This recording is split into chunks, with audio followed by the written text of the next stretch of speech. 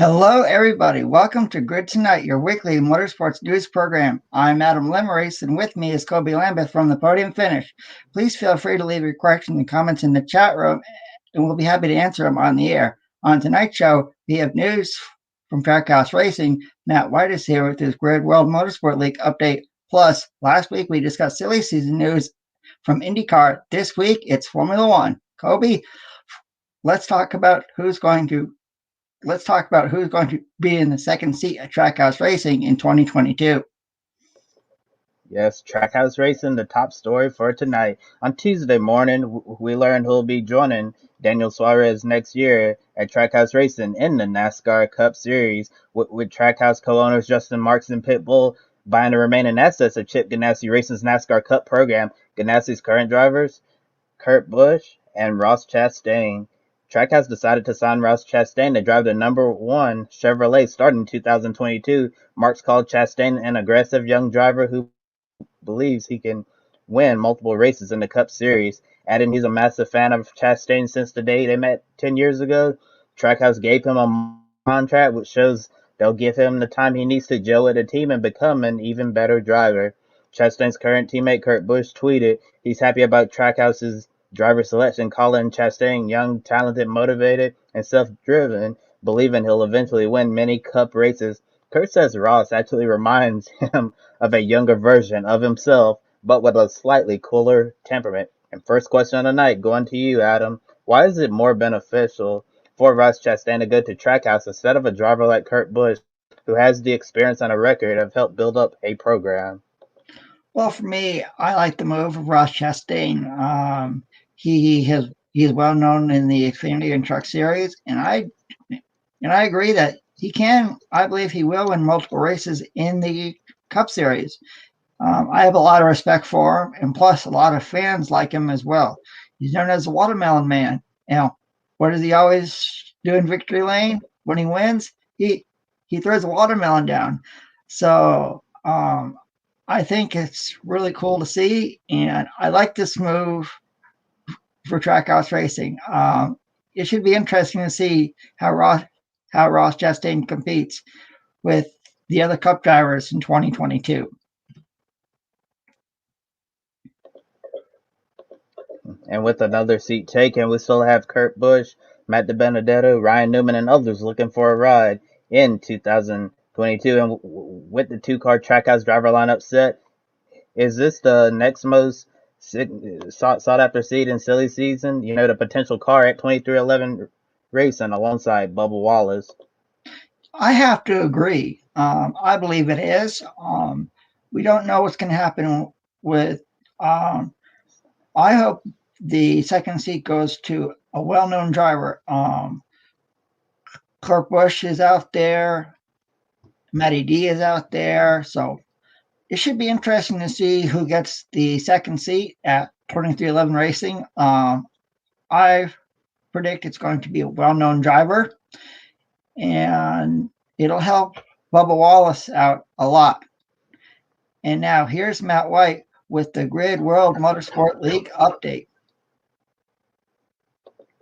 Well, actually, you're a little too soon. Adam, not time for Matt's update yet, but I think with the second seat at 2311 Racing, it seems like Kurt Busch has a lot to get that seed if 2311 is able to get a charter, and I think Kurt Busch will really help out that program and Bubba Wallace become a better driver. So if that seat materializes, I definitely think we'll see Kurt Busch in the second Toyota Camry at 2311. And recently on SiriusXM NASCAR, Justin Marks said he's been exploring what it will look like for Trackhouse to compete in the greatest spectacle in racing, the Indianapolis 500. Trackhouse certainly has some big plans for the future. They have plans to have their race shop in Nashville, another full-time Cup entry next year, joining Daniel Suarez with Ross Chastain, bringing more awareness to important causes, just like you saw in the last race when they were honoring the situation that's going on in Cuba, and maybe, since we just learned, could be expanding to IndyCar at some point.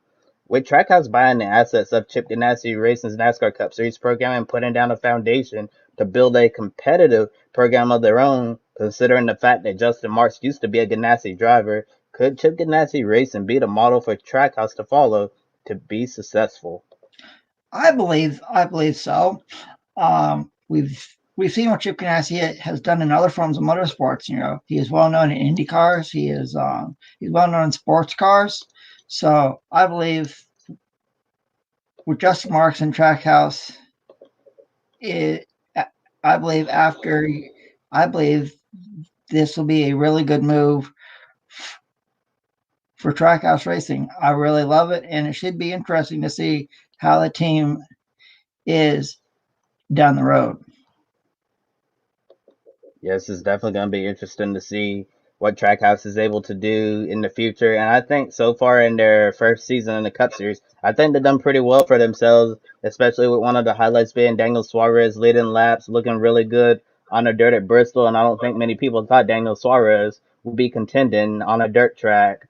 And overall, just like any other team, Trackhouse has seen its share of ups and downs, lots of small victories, growing pains, just like any other team out there. And I think Justin Marks has a quite a vision for the future of Trackhouse Racing, and I definitely think that they're putting themselves in position to build a race winning and potentially a championship contending program in the NASCAR Cup Series, and saying that Justin Marks is potentially evaluating what it's going to look like for that team to be in the Indianapolis 500, whether or not they're going to fill the car completely on their own, or the smart idea, as we've seen with some other teams who have dipped their toe in the series, partner with an existing team and then later have your own program, kind of like we saw with Meyer Shank Racing now when they started off teaming up with Andretti Autosport, and now they're moving in a way they're moving on to their own thing, and they've really built a competitive program in the IndyCar series, and we're really looking forward to seeing what Trackhouse can do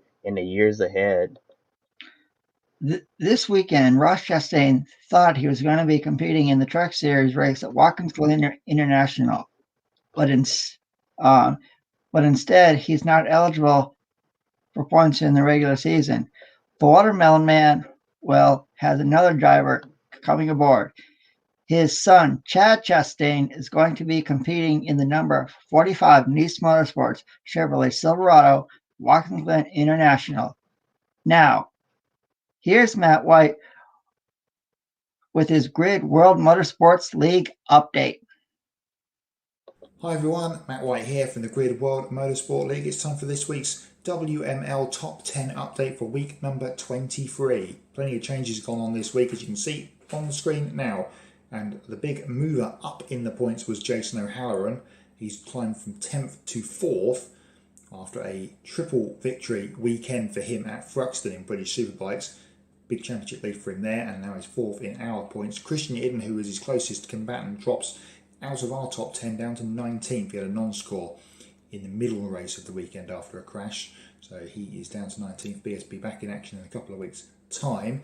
Jamie Chadwick is a new entry into the top 10, and she is 7th, just behind Alice Powell. So 2 W Series drivers into our top 10 at this sort of mid-ish point of the season. You'll see there that Max Verstappen and Lewis Hamilton now tied on 17.08 in 9th position. There is an anomaly, of course. We wait to see what the appeal process happens for Sebastian Vettel's 2nd position. At the minute, his 2nd position is in, and that is why those 2 guys are tied. If I'm going into its summer break now, of course, until we get to Spa in a couple of weeks' time. So depending on the appeal, we'll see what happens. There might be a point change in the Formula 1 points, even though there is no racing going on. So wait and see what happens there. Nicholas Maulini top again this week for his 4th week at the top of the scoring. And this is his 2nd spell as the leader. Plenty of stuff going on this weekend. Of course, MotoGP is back there in Austria. World Superbike is back in action as well in the Czech Republic, at most for the first time. So that's going to be interesting to see how they get on there. Jonathan Ray, of course, 2nd in points in the Grid WML and leading that championship. Let's see how he gets on at a brand new circuit for them. Plenty of other bits and pieces going on, of course. IndyCar at Nashville, NASCAR at the Glen, and IMSA at Road America. It's another big scoring weekend in the Grid World Motorsport League, and we'll bring you all the news from it on next week's show. And we talked a little bit of Formula One silly season on Grid Live wrap up. Pretty much everyone predicts that Valtteri Bottas will be added Mercedes and George Russell will replace him alongside Sir Lewis Hamilton. And Russell actually just tested with Mercedes. Maybe a preview of next year. We'll have to wait and see. If Bottas doesn't stay at Mercedes, some potential landing spots are Alfa Romeo or a reunion with Williams. Adam, in your opinion, what would be a better fit for Valtteri Bottas if he's let go by Mercedes, Alfa Romeo, or returning to Williams? I believe return to Williams, and I believe it'll be a swap seat. George Russell will go to Williams, and Valtteri Bottas will go to Williams in 2022. Should be interesting to see how everything develops in Formula One in the coming months and next year. Yeah, I think Valtteri Bottas potentially returning to Williams would be a much better fit for him. He knows the history of the team. He's been with them before, and Williams is a team on the rise. And with new regulations next year, who knows how competitive Williams could be? So I definitely think that would be a great place for Valtteri Bottas to continue his Formula One career, especially since it seems like George Russell could potentially be going to Mercedes alongside Lewis Hamilton. Another great thing for Valtteri Bottas, he would be in an environment with a lot less pressure of being Lewis Hamilton's teammate. So I think we could really see Valtteri Bottas shine in a role with a team that's not Mercedes. And Sergio Perez had a strong performance in 2020, earned him a seat at Red Bull with Max Verstappen. Many wonder if he will fall victim to the number two seat curse and watch Max carry the team again. Pierre Gasly and Alex Albon couldn't match Verstappen. Perez won the Azerbaijan Grand Prix and really helping Red Bull in the constructor standings. Pierre Gasly, still young and lots of potential. It's probably way too soon for Yuki Tsunoda to move up to Red Bull from AlphaTauri. Yuri Vips running very well in Formula 2, and Liam Lawson has shown plenty of upside. In your opinion, has Checo done enough to keep his seat for another year? Nope, I believe he's on the way out. Checo really hasn't impressed me this year in the second seat at Red Bull, and I believe in order to keep his seat, he's going to have a strong second half of the Formula One season. We all know the rivalry right now between Lewis Hamilton and Max Verstappen, so Checo needs to step up his game in order to keep his seat at Red Bull in 2022. I definitely agree with you about Checo needing to step up his game to keep his seat. I'm actually going to go out on a limb and say that he will keep his seat at Red Bull. I don't really see who that would move up to that second seat right now. I don't think Pierre Gasly is ever going to get the call back up to Red Bull. I think Yuri Vips or Liam Lawson, those drivers, I think they need some time at AlphaTauri before up to Red Bull. And I think right now Checo is certainly Red Bull's best option in that seat. And I think he's done well so far helping Red Bull in the constructors. But like you said, Adam, I think he definitely needs to step up to show Red Bull that he truly belongs in that seat long term. And Racer.com reports that Nico Hulkenberg could be a contender for openings at Alfa Romeo and Williams, along with potential road and street course seat in IndyCar with Ed Carpenter Racing. Like Bottas, Hulkenberg is a seasoned Formula One veteran with tons of experience. Both have been linked to an Alfa Romeo Formula One seat, with the futures of Kimi Räikkönen and Antonio Giovinazzi uncertain. Ferrari junior driver Callum Ilott has remained loyal to the Prancing horse, racing sports cars right now until a Formula One seat potentially opens up, and Robert Schwartzman is currently running well in Formula 2. Should Alfa Romeo go with another experienced driver and young driver lineup, two young drivers, or two experienced drivers? I like the option of two experienced drivers because it gives them. I believe if it were to happen, Alfa Romeo would be on the upper echelon in Formula One. You know, it's a brand that everybody knows, and a lot of fans like Alfa Romeo. So for me, I would have to go with two experienced drivers in Formula One. And for me, if I was Alfa Romeo, I would go with another experienced driver and a young driver. I think Callum Ilott has definitely waited patiently in the wings for his opportunity to race in Formula One. I think next season would be a great time for him to finally move up after spending years racing in sports car to finally get that call up to go race in Formula One. And for experienced driver, I think Hulkenberg or Bottas would certainly be fine. No, Motorsport.com has linked Bottas to potentially getting Alfa Romeo seat if his drive at Mercedes ends. And I definitely think an experienced driver and a young driver would be good. Two young drivers, it might be like, maybe don't want to do that. Look what's going on at Haas right now with Mick Schumacher and Nikita Mazepin. Lots of Formula One inexperience at the moment. I don't know if Alfa Romeo wants to go down that route. And two experienced drivers would be perfectly fine. That would be great for the team. But I think that a Ferrari young junior driver certainly deserves an opportunity to get the call up. And some news from NASCAR with the Delta variant becoming a bigger problem. NASCAR is now requiring that all personnel wear masks at all times in enclosed areas, regardless of vaccination status. In the haulers, media center, restrooms, the infield care center, race control, and suites. However, masks are not required outdoors, but it is encouraged that you avoid close contact with others, practicing social distancing. And with that said, another episode of Grid Tonight in the books, and please be sure to like and subscribe to Grid Network here on YouTube. Also, be sure to follow us on Twitter, Facebook, Instagram, and TikTok. We encourage you to visit our Patreon page, invest in us. Big shout out to Colin, Mark, and D. Shell for really helping us out.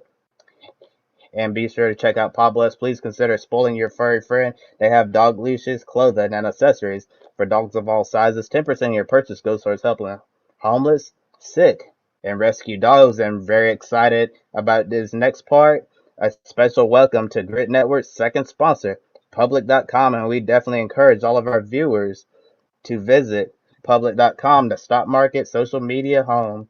The link below and referral code gives you $5 to invest right away. Public.com allows you to connect with your friends. You can make new friends and use tools to learn how to invest in the stock market on Thursday. Be sure to check out a new episode of The Women Racing to Win Saturday. Grid Live pre-race. Sunday, Grid Live wrap-up will be on the air after the IndyCar Music City Grand Prix at Nashville. For Adam Lemerise, I'm Kobe Lambeth from the Podium Finish. Thank you for watching, and we'll see you next time. Don't be an anonymous investor.